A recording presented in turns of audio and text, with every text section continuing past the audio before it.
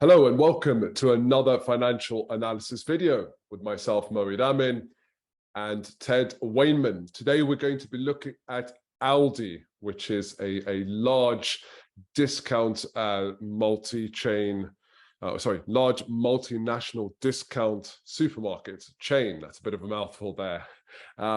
So the goal, as ever with this show, it's an education show. And we're here to help you improve your business acumen. And as Warren Buffett said, if you want to understand business, you've got to get to know its language, and finance is the language of business. So on this show, we're going to be going through the financial statements of very well-known and very famous businesses to help you more confidently and quickly and more accurately analyze the financial statements of a company and draw out some interesting insights and conclusions about the business.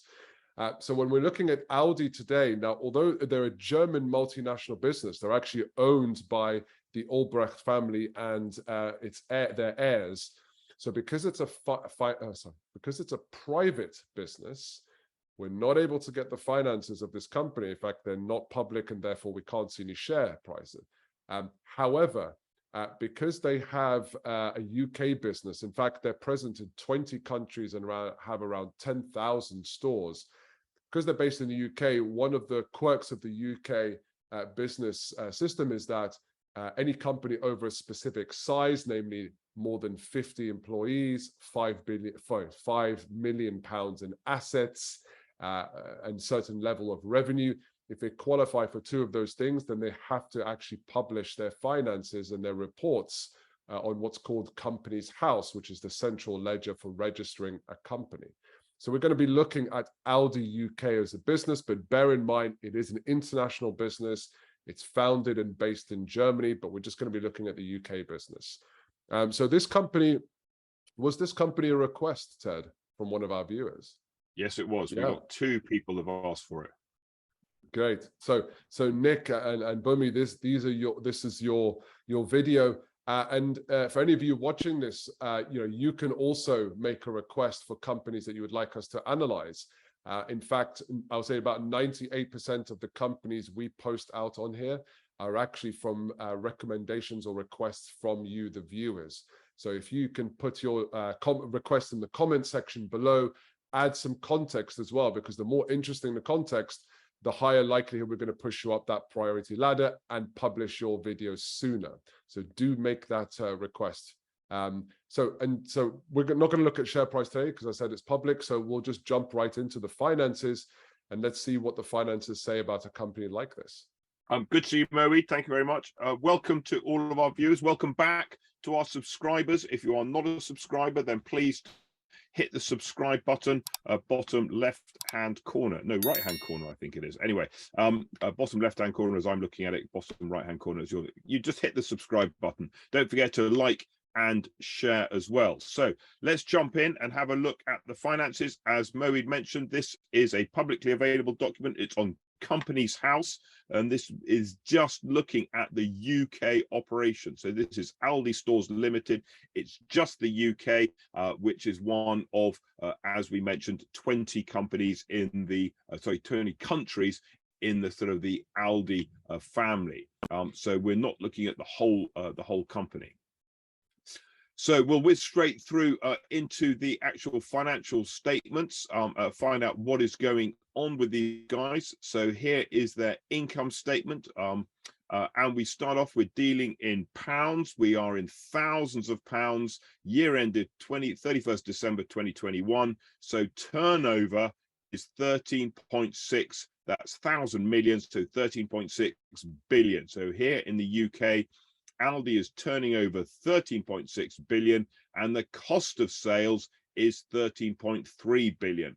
So on a 13.6 billion turnover, they're making a gross profit of 346 million pounds. That's 3%. Okay, so these guys really are a discounter, and they are making very, very small margins. So if you go in and you buy a bunch of bananas for £1 for these guys, it probably costs them about 97p to buy those bananas. Okay, so they really do operate with incredibly tight margins.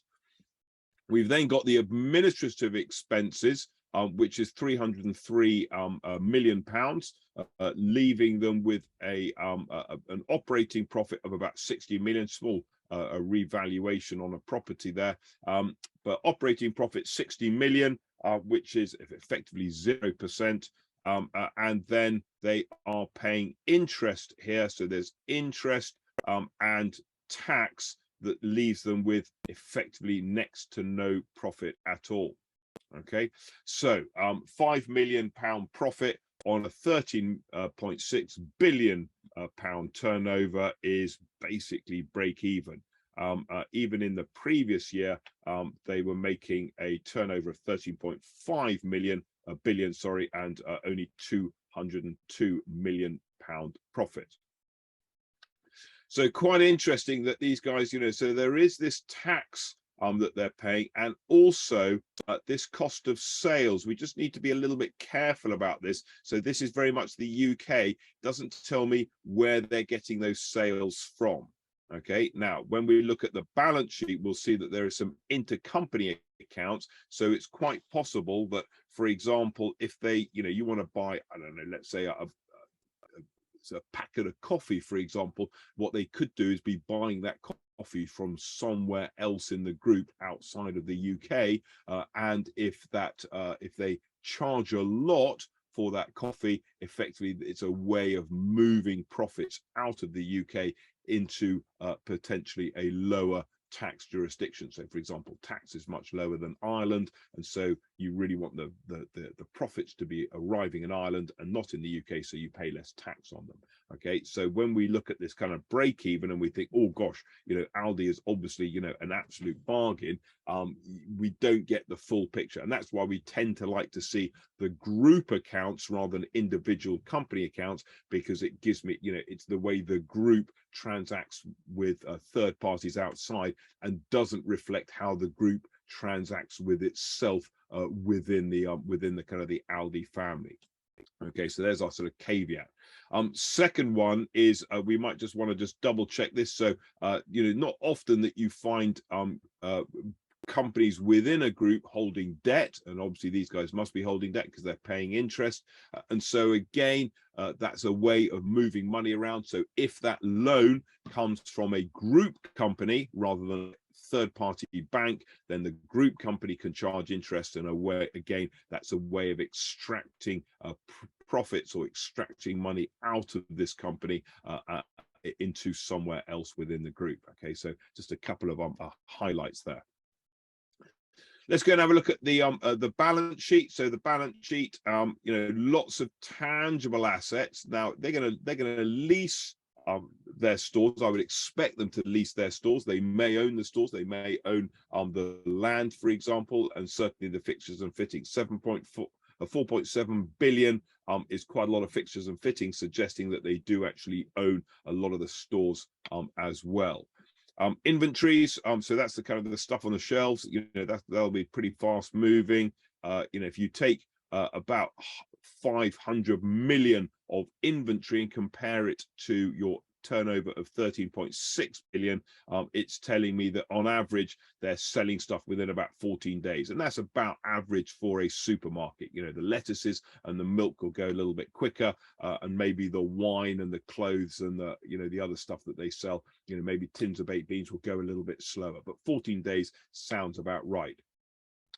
Trade, their debtors, and we'll look at the trade, we'll look at the debtors in a little bit more detail. So we're going to look at these notes here in order to find out a little bit more about these numbers. So the debtors is note 15, and the creditors, the current liabilities, is note 16.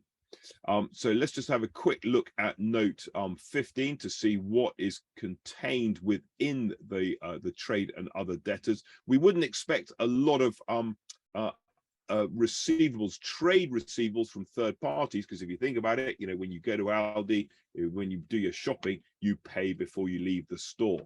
So we may have that. This could be a little bit of that, but otherwise really very little. Maybe there's kind of credit card. It takes them a couple of days to process the credit card. So what we do notice here is that a significant amount is amounts owed by group undertakings.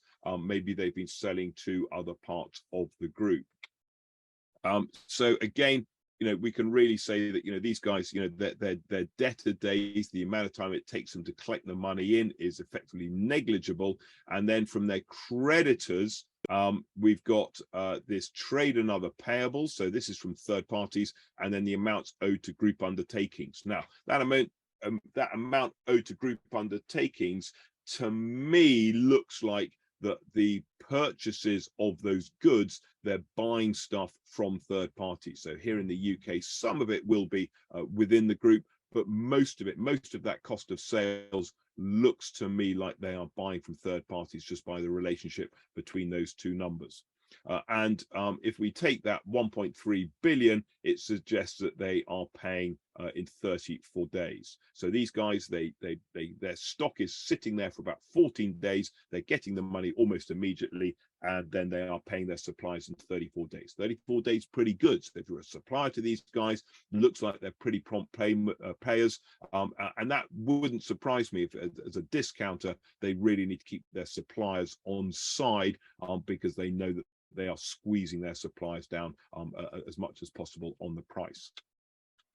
So 34 days. So with this 34 days, effectively the difference between 34 days and the 14 days is 20 days, and that's 20 days they're getting the cash in before they pay the cash out. Many businesses, it'll be the other way around. This is very important for a supermarket such as Aldi, because this is crucial to their cash flow. And because of that strong cash flow, what it means is that if we go back to the balance sheet, we can find it, here it is. So the balance sheet, many of you will kind of be going, oh, hold on a sec, look, the current assets are here. That's actually here we go. We want to be looking at the group. So the current assets here are 873 million, and the current liabilities are 1.6 billion. And many of you will be sitting there thinking, hold on a sec, that's a current ratio of 0.53. Ding-a-ling-a-ling, alarm bells. There's liquidity problems, but people like telcos and supermarkets can operate at that low, current ratio because of their business model, because they get cash in before they pay cash out. And whereas most businesses are paying cash out to suppliers and to their staff, and then collecting the money in from their customers. So that's why these guys are able to operate with what we call effectively negative working capital, this net current liabilities. They've got a little bit of liabilities of amounts falling due after more than 1 year, and a bit of a provision for liability. So, reasonably strong a balance sheet sitting there of about 3 billion. So nothing really kind of shocking in terms of the balance sheet. And obviously, if they do run out of cash, if they do become a little bit struggling, then you'd expect the group to step in. They're not just going to let these guys go to the wall.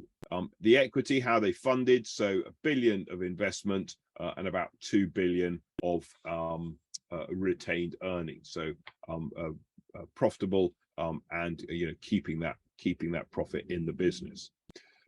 We can see the movement in equity here, and again, this will be kind of, don't forget that this is not you as a shareholder of Aldi. This is their relationship with the group company sitting in Germany. So if we do see any dividends, then it's really just returning that money to the group company, the head office. No dividends going on, and so really they're just keeping all the money. It's all being reinvested back into the business. So last one to look at is the cash flow. Here's our net cash flow from operating activities. They do the reconciliation. Most of our cash flows we've been looking at on these series, they show this reconciliation from the profit to the cash actually on the cash flow statement. these guys under UK GAAP, you can put it in the notes, and we can have a look at there is that note. So there's the profit for the financial year. That's the profit figure we found on the income statement, and there's the cash generated. A couple of big numbers. Depreciation. So depreciation is a non-cash expense and is therefore added back. And this is a quite an important part here. So this is our movement in working capital, and you'll notice that their inventory has gone up, so they've got less cash. The amount that they are owed by their customers has gone up, and so they've got less cash, and the amount that they owe their suppliers has gone up, so they have less cash. But really pretty small numbers in comparison, so that's not really a sort of a massive material. The most of it is on the increase in inventories. Rest of the cash flow, so as we'd expect for a company like this, pretty straightforward. So they're investing in the business, 500 million, so that'll be buying new stalls or fitting out new stalls, selling bits and pieces that they don't need anymore. So net 475 million of investment. And then in the financing, you'll notice here we've got some net payments to group undertakings. Okay, so and then loans advances from group undertakings. So again, just to remind ourselves that when we looked at the balance sheet, we saw this amounts falling due within 1 year. We want amounts falling due after more than 1 year. So note 17 is telling us about the long-term funding in the business.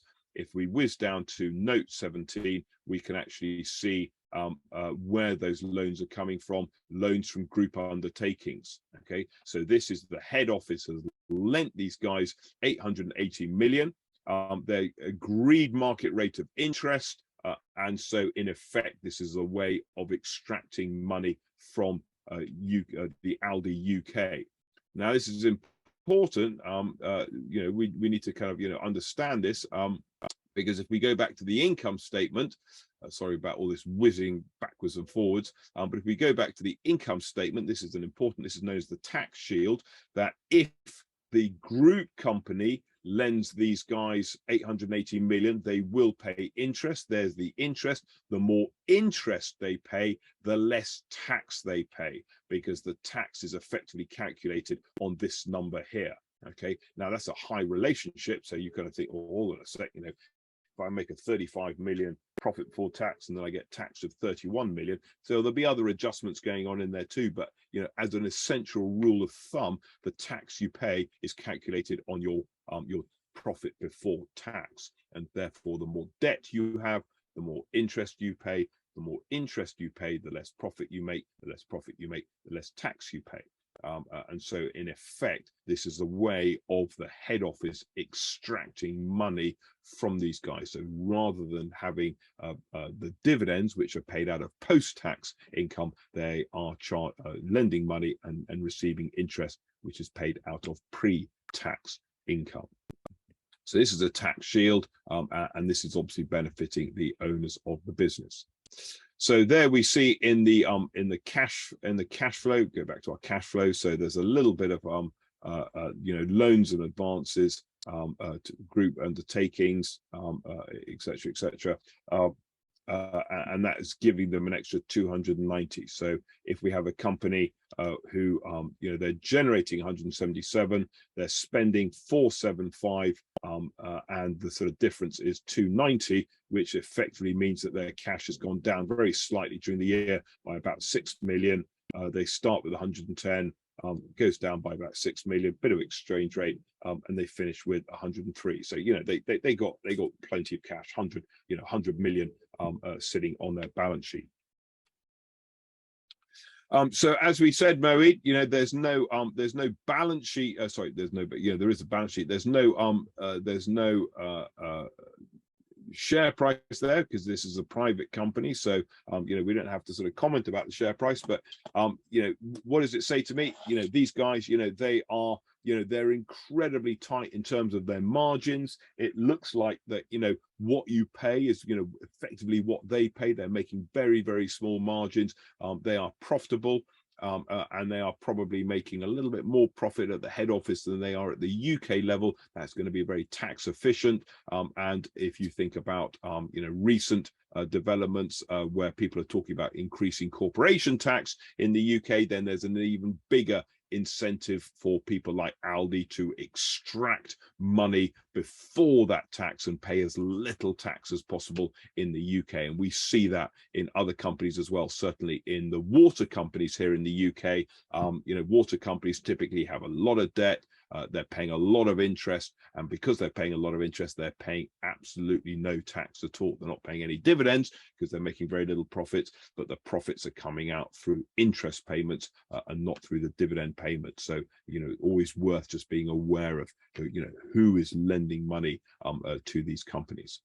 And there you have it. That's very interesting, and that's why we always like to look at the group company finances if you can, because that gives you a better indication of a few things like actually gross profit, where are they buying supplies from, how are they doing that at a group level. But this is a great example of a company that's effectively lending money to itself within the group and buying things from each of the subsidiaries within the group as well.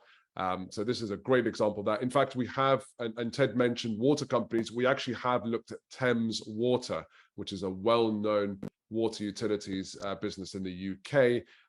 You can search for that video in the playlist.